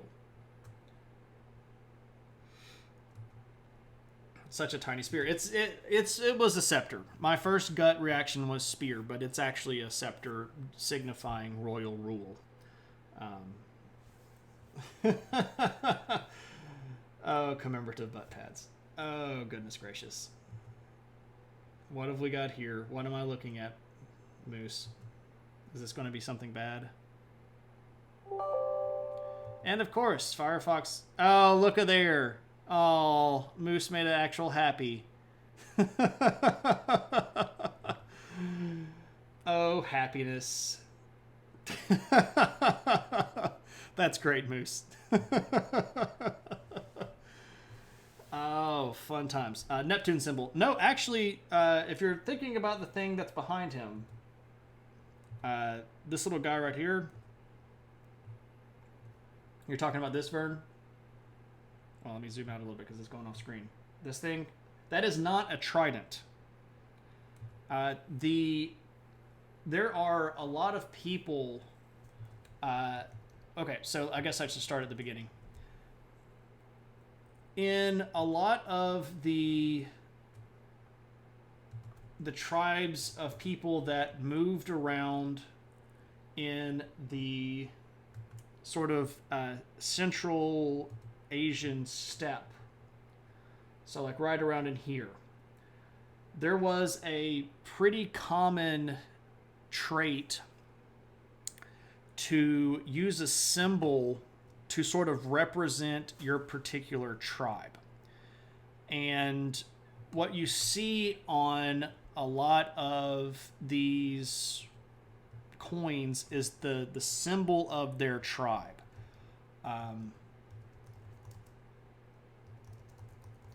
And I know that there was... I'm actually trying to look for a chart, because I know that there's a chart that exists that has... So these are called... Anyway, let me do one thing at a time, because I'm talking and I'm not actually making any sense.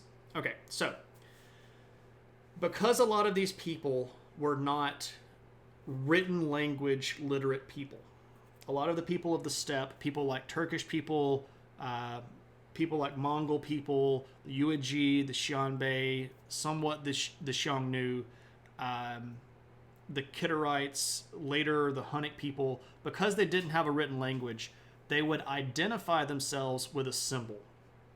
And these would be symbols that would be painted on shields or painted on flags. This is very similar to if you know anything about Japanese culture, every big house had something called a mon, which was like the symbol, so like the Tokugawa mon is 3 hollyhock leaves. But in the steppe people history, it's called a tamga. It's Tamga.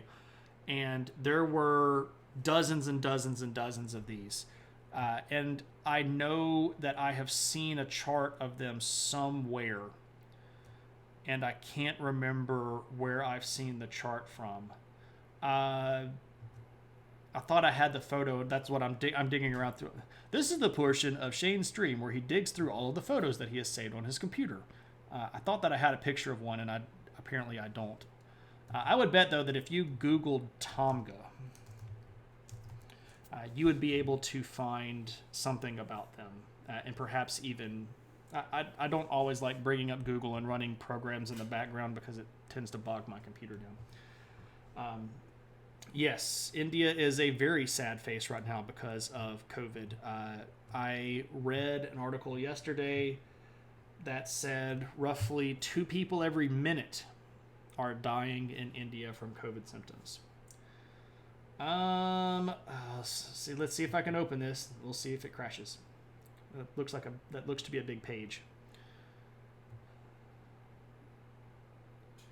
Aha! Yes.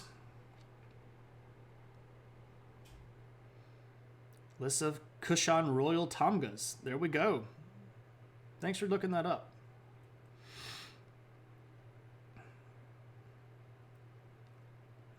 Well, I guess we could just read that page and I could stop talking now. Anyway, Vima talk to. India has enough people that I'm not sure if that is a large number or not. They had 412,000 new cases of COVID yesterday. That is crazy high. That every day that they're having bigger numbers is setting new world records for daily COVID amounts. But yes, they do have a lot of people. And that's actually part of the problem with spreading in India, is that they're also close together, that it's passing from person to person very, very rapidly. So Vima talked to. He takes over after his dad. He's going to continue expanding the Kushan Empire's territory. He's going to just about wipe out the Indo-Parthians. The only thing that they have left is just that little corner of southern Pakistan / what would be southeastern India down in here. That's about all the Indo-Parthians have left. But he's also going to do something that is a little bit risky. So we had learned last week, and I'll reiterate now, that the emperors, especially the Chinese Emperor Ming of the Han Dynasty, expanded back out here to the west and had retaken all of this western territory over here. Well, that region, and this geographical area, by the way, is called the Tarim Basin. It's Tarim Basin. And how do you not know that that's a word? Anyway, Tarim Basin. There were people groups there that did not like being under Chinese domination and had been very happy for the 200 years China had sort of let that area fall away from their control. And under Kujula, the Kushans had sent some support to these people, but Vima is actually going to get a little bit more brazen. And he's actually going to march some Kushan troops up to this area in an attempt to expand his own territory into the Tarim Basin. Because here's the thing, the more of the middle that you control, the more money you make as people move through your territory. So if you can control basically the outlet of all Chinese trade over land by holding this territory, you are going to stand to make yourself an enormous amount of money. And this is kind of crazy though, because Vima does not have the same size army as the Chinese do. And this is where La Vima Loca really starts actually being an appropriate title here, because this was not something that you would really recognize as a wise move, maybe, but it turns out to actually work in his favor, because a lot of the people, that this very calculated risk, but it pays out pretty well, because again, a lot of these people were not super happy being under the control of the Chinese, because they weren't ethnically Chinese themselves. They did not speak Chinese. The people that lived here along the rim of the Tarim Basin are actually ethnically more similar to the people that are over here in the Kushan Empire. So they're not necessarily direct kin, but they have more cultural elements similar to the Kushans than they do the Chinese. But the Chinese are patrolling this area. They're sending military out this way a lot. They're trying to clamp down on all this stuff because the Chinese want the trade money. But the Kushans also want the trade money. So who's going to win the trade money? And the answer is that Vima Takhtu is going to end up sort of backing off a little bit and deciding that he's going to start exchanging embassies with China. He sends word to the Chinese emperor, and they exchange ambassadors, and they establish themselves some good diplomatic conversation. And Vima Takhtu lets him know, here's the rates, and here's what we're going to expect. And, you know, if these people become very unhappy, I'm going to be there to step in. And the Chinese can't necessarily do too much to push him too hard because, well, let's just be honest, the base of Chinese power is over here. This is a long way away from them. So even though China is bigger than the Kushan when it comes to military power and probably not croissants. I don't know what I said that would have been sounding like croissants. I'm saying Kushan. These guys. What would I have said that sounds like croissants?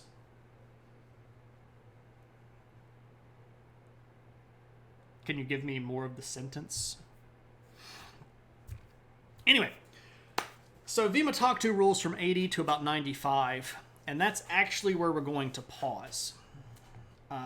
Because the next guy rules from 96 to 127, so he's got a good rule on the other side, and things change pretty dramatically in that good old 2nd century, and the Kushans are actually moving real far up in the next go-round. So when we come back to visit the Kushans in the next phase, they get big, and they get big fast.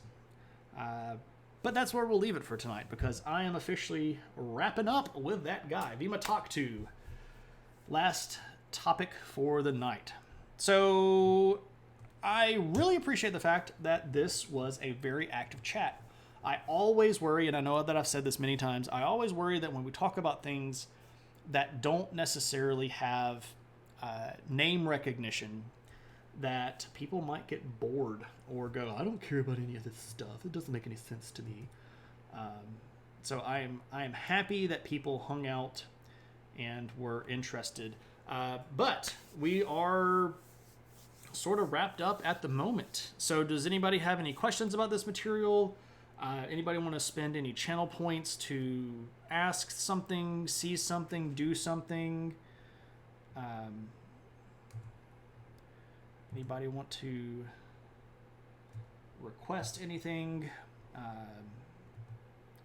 Otherwise, I will shut some stuff down and free up some processing power, and we'll go see who we might be able to raid.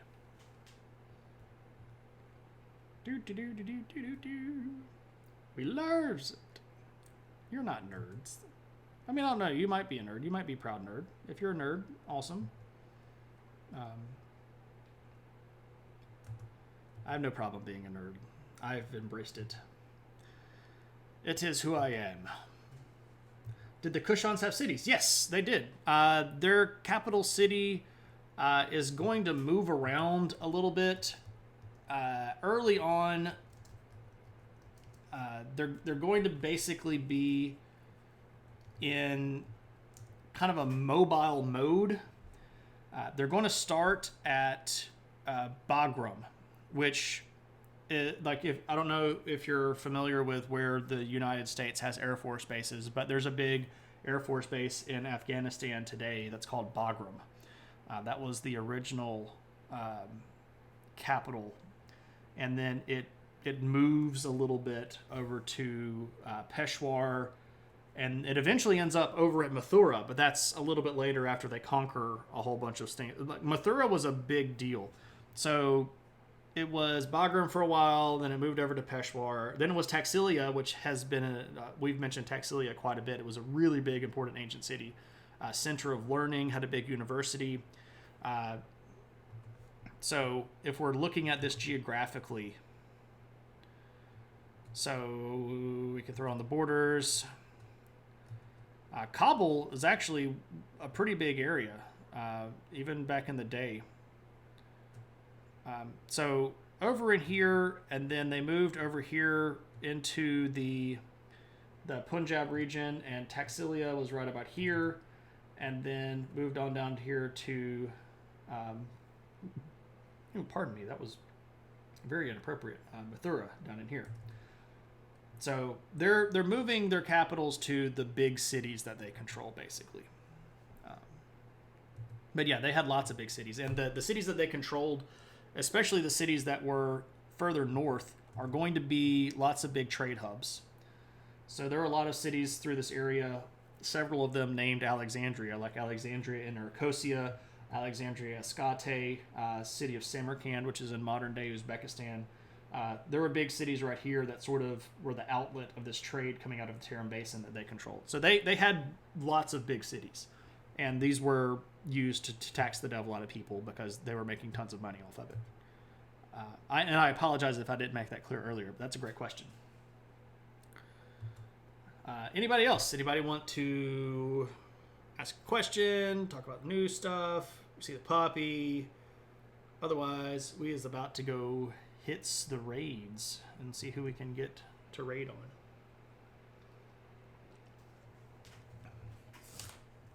Take over the world. Name every city after yourself. That won't confuse anyone. Well, he named it Alexandria something, usually. All right. What's in the news?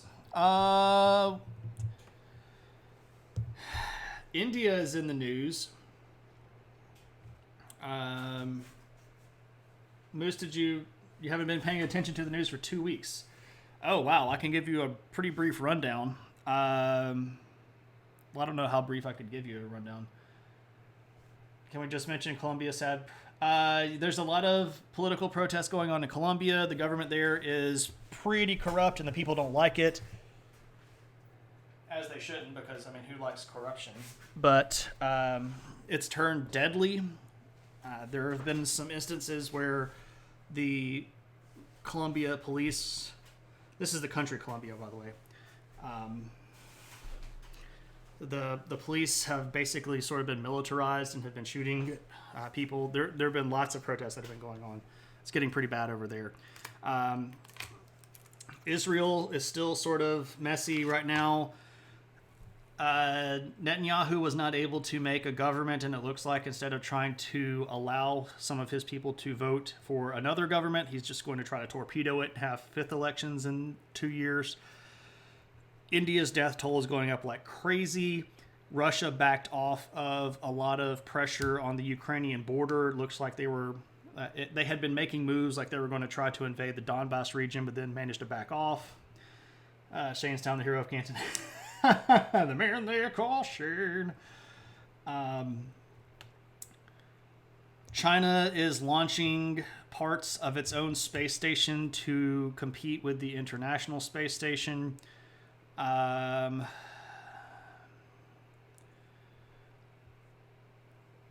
there's a lot of other stuff. Old Boris Johnson over in England might be under a lot of investigation for using campaign funds to renovate his house, which was kind of a dumb move. Yes, Russia did pull back a lot of troops. France has started a blockade of Britain. Yeah. Of course I would have the adventure hat on. Does China need to compete with the International Space Station? Isn't Russia letting it die? So Russia has pulled out of it, but it's partially because Russia doesn't have the money to do it anymore. Because America is pretty clearly going to start using private companies in America to shoot people into space instead of using Russian Soyuz rockets. When America shut down its shuttle program, it had been paying for Russians basically to shoot stuff into space as long as they carried around some Americans with them, and that's how most Americans were getting into space. But now that American companies like SpaceX and such have created their own reliable rockets that can shoot people into space, we're going to pay American companies to do it instead of Russia. And Russia's like, well, if we're not going to make any more money on it, well, then forget you. Did the political rebel... No, Navalny is still alive. He did come off of a hunger strike. He was pretty close to death. The doctors were talking about how he might die at any point. But yeah, Alexei Navalny still alive. He went back to court for some other trumped up charges, and they look like they're going to keep him in prison longer. Yes, and some people have used Monster Energy in Texas to make pickles. Tyces, I did not know that you were on Daria's Discord, but yeah, that's going to be messy. So there's a brief smattering of lots of things. So we are going to have to see where we're going to go raid. And I'm going to have to look to see who we haven't raided that's still live right now. I've been keeping a list, by the way, of who we have raided. And I want to make sure that we're spreading the raid love around. And I'm looking to see who is live and also who we can go raid. So I think we're going to go and raid ourselves Kirk Shannon. We have not raided Kirk since I've started the list.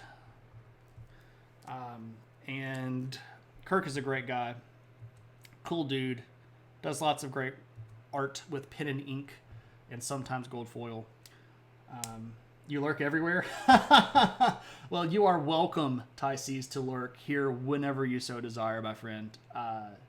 And throw in random stuff and do all sorts of, whatever you are comfortable with, you are welcome. All right, ladies and gents, that is going to wrap it up for me. Thank you all so very, very much for hanging out tonight. I hope that you all have a great weekend. I will see you all for certain on Tuesday. Thank you, Fidelia. Thanks very much. So next Tuesday is our next scheduled stream, 1900 hours Central Standard Time, where we'll be talking about Nazis in the occult.